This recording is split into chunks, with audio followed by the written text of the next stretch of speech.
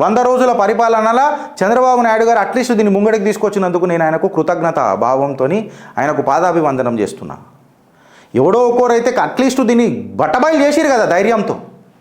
వెనుకటి కాళ్ళు చేసిరా లేదా పక్కకు పెడదాం, అన్ని ప్రభుత్వాలు ఉన్నాయి, కలెక్టివ్ రెస్పాన్సిబిలిటీ అందరికీ ఉన్నా. బట్ ఆయన ఒక అడుగు ముందరికేసాడు, ధర్మం పవి పైన నిలబడ్డాడు. ధర్మరక్షణ పరిషత్ ఒక బోర్డు తయారు చేద్దామని అన్నాడు. బోర్డు కాదు, ఇలా బద్దలు వల్ల కొట్టాలి పవన్ అన్న. అట్లనే 100 రోజుల పరిపాలన మన మోదీ గారిది తీసుకుంటే ఇవాళ 15 వందే భారత్ ట్రైన్లు 100 రోజులలో వచ్చినాయి. నమో భారత్ నమో రైలు ఒకటి వచ్చింది. More than 35,000 metro train rail tracks construction machinery bullet train ప్రాజెక్ట్కి సిద్ధమైంది. 3 కోట్ల ప్రధానమంత్రి ఆవాస్ యోజన ఇల్లులు ఇచ్చుకున్నారు. యూనిఫైడ్ పెన్షన్ స్కీమ్లు వచ్చినాయి. Free treatment facility up to 5 lakh per year to all the వృద్ధులు ఎవరైతే ఉన్నారో 70 ఏళ్ళ మీదికి వాళ్ళందరికీ ట్రీట్మెంట్ జరుగుతున్నది. 8 నేషనల్ హైవేలు కారిడార్లు వచ్చినాయి. 76,200 కోట్లు అనుకుంటా. 76,200 కోట్ల పోర్ట్ డెవలప్మెంట్లు నడుస్తున్నాయి. స్కిల్ డెవలప్మెంట్ ప్రోత్సహించడానికే 41 మిలియన్ యువకులను స్కిల్ డెవలప్మెంట్ తీసుకువెళ్ళి అప్స్కిల్ చేయడానికే 2 lakh crore employment package release చేసిండు నరేంద్ర దామోదర్ దాస్ మోదీ. కాంగ్రెస్ ఏం చేసింది అని అంటే కర్ణాటకలో మా గణపతిని అరెస్ట్ చేసింది. ఈ రాహుల్ గాంధీ ఏదైనా మాట్లాడిండంటే జాతి జాతి జాతి. ఈ జంగిలి రాజకీయాలలో మా అన్నవాడ 100 రోజుల లీడర్ ఆఫ్ అపోజిషన్ ఏం చేసిండు అని అంటే జాతి జాతి జాతి. ఇంకేమన్నా తప్ప? నేను మాట్లాడింది తప్ప కమెంట్ రూపంలో చెప్పురు. Stay tuned with Chitragupt. ఇప్పుడు బట్ట బయలు చేస్తా.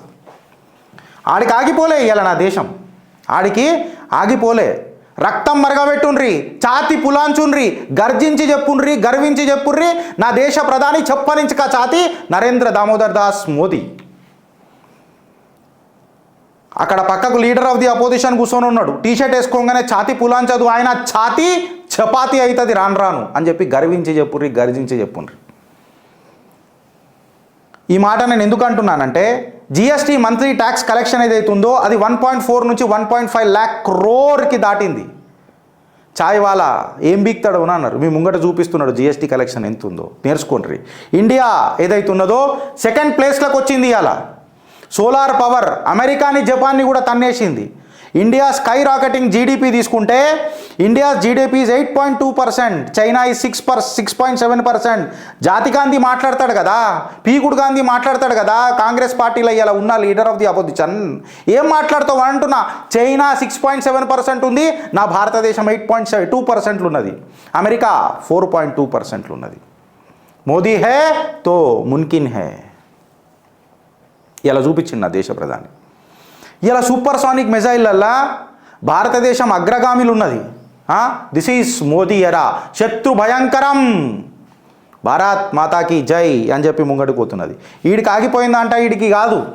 70 సంవత్సరాలల్లా పాకిస్తాన్ ఎప్పుడు పైజామా పట్టించే దేశం కాలే. నా నరేంద్రుడు వచ్చిన తర్వాత ఇలా పాకిస్తాన్ బిచ్చమెత్తుకునే పరిస్థితికి వచ్చింది. పాకిస్తాన్ బిచ్చమెత్తుకునే పరిస్థితికి వచ్చింది. ఆ బిచ్చపోల దగ్గర బిచ్చమెత్తుకుంటున్నారు వీళ్ళు కాంగ్రెస్ వాళ్ళు. ఇవాళ పాకిస్తాన్ని ప్రేమించే తత్వం పెట్టుకోవాలా అని చెప్పి మాట్లాడతారు సిగ్గు తప్పిన వాళ్ళు. నా ఇంటికాడికి వచ్చి నా సైనికులను చంపుతుంటే 2014లో డిఫెన్స్ మినిస్టర్ ఏకే ఆంటోనియర్ అన్నాడు మన దేశం పూర్ దేశం అని అన్నాడు. చిన్న జెట్టులు ఇంజన్లు మనం డిఫెన్స్ బడ్జెట్ పెట్టలేమని అన్నాడు. ఇవాళ 88,000 కోట్లు భారత్ ఎక్స్పోర్ట్ చేస్తుంది రా బాయి, భారత్ ఎక్స్పోర్ట్ చేస్తుంది. ఇది కాగలే. ఇవాళ నా భారతదేశం 2వ స్థానంలోకి పోయింది టెక్స్టైల్ ఇండస్ట్రీలో, ఇటలీని వెనకకు నూకింది. ఇవాళ నా భారతదేశం 2వ స్థానంలోకి పోయింది, వియత్నాం వెనకకేసేసింది, చైనా వెనకకేసేసింది మొబైల్ ప్రొడక్షన్లో. ఇవాళ నా భారతదేశం షుగర్ ఏదైతే చక్కెర ప్రొడక్షన్ ఉన్నదో బ్రెజిల్ వెనకకు నెట్టేసింది, మొట్టమొదటి స్థానంలో నిలబడ్డది. ఇవాళ నేషనలిజం ఏదైతుందో, జాతీయవాదం ఏదైతుందో ప్రతి హిందూ గుండెల జాగృతి అయింది. భారత్ మాతాకి జై అన్న ఒకటే ఒక స్లోగన్ వాళ్ళందరికీ బూస్ట్, హార్లిక్స్, బోన్విటా ఏదో ఒకటి అది ఇస్తుంది. తాగుమని చెప్తలేను నేను, అవి తాగుమని చెప్తలేను, వాళ్ళు అడ్వర్టైజ్మెంట్లు ఇస్తారు కదా, గదే వాడుతున్నా. ఇవాళ మనకు అదే అయింది. జాతీయవాదానికి పెద్దపీట పెట్టిండు మోడీ, జాతీయవాదానికి పెద్దపీట పెట్టిండు నా మోడీ.